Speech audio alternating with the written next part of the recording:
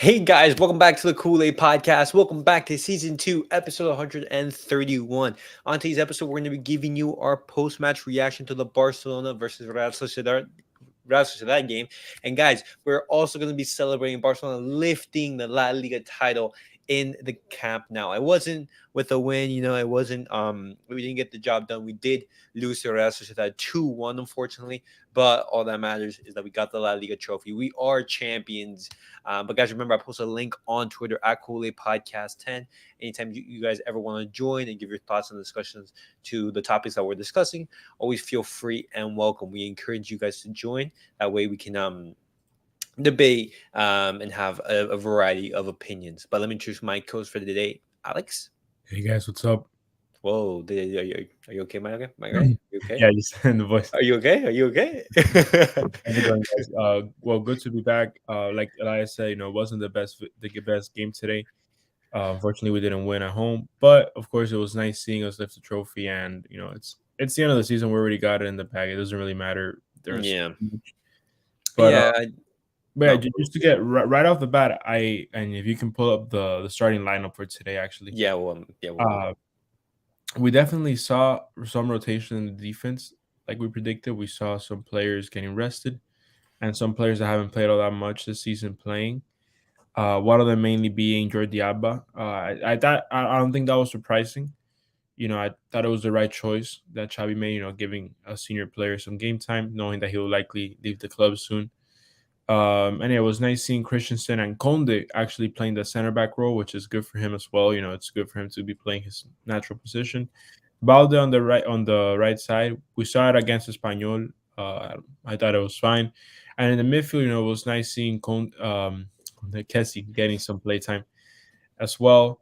And up top, I want to say I'm a little surprised that Dembele and Rafinha both started, but I understand Dembele starting because he has missed a lot of game time between now and I believe it was January when he got injured.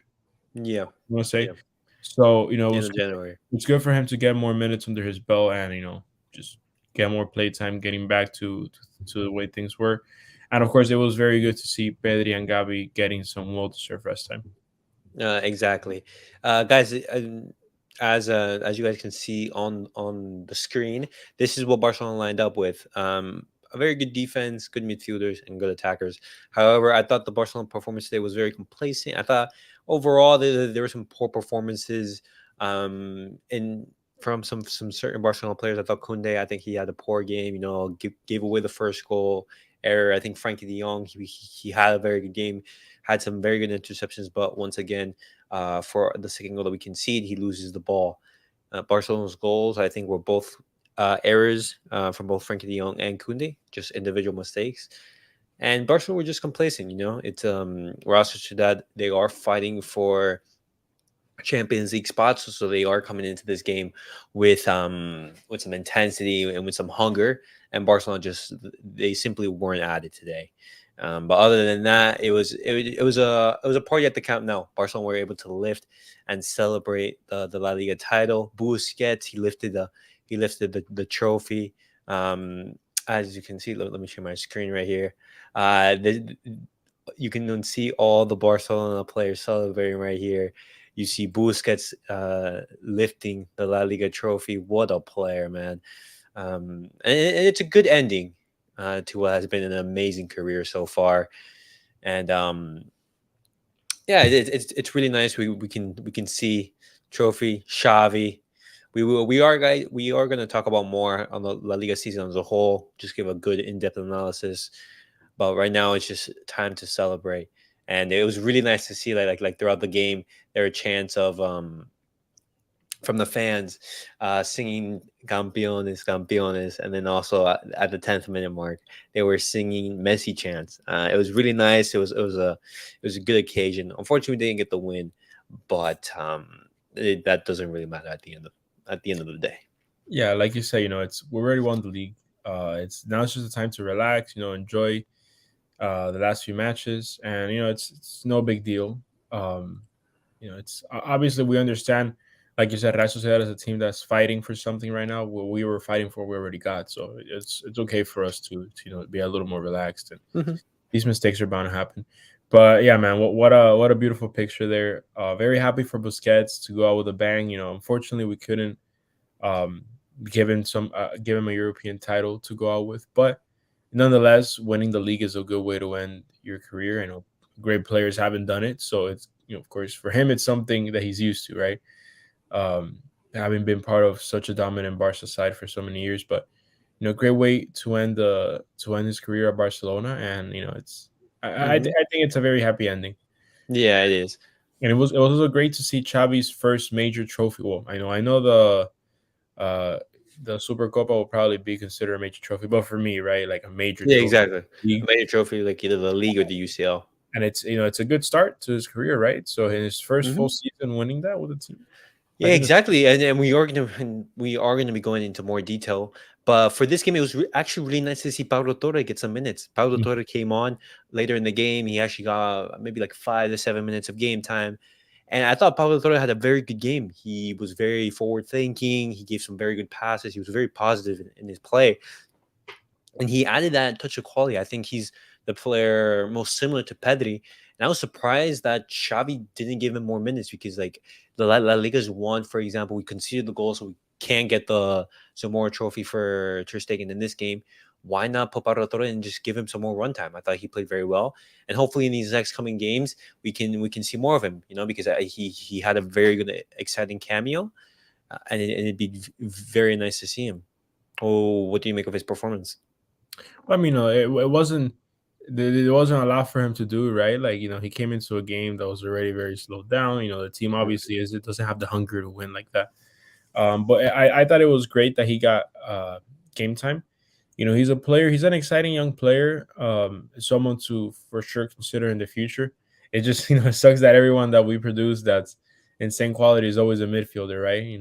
There's other positions that we got to fill, but I thought he was great today.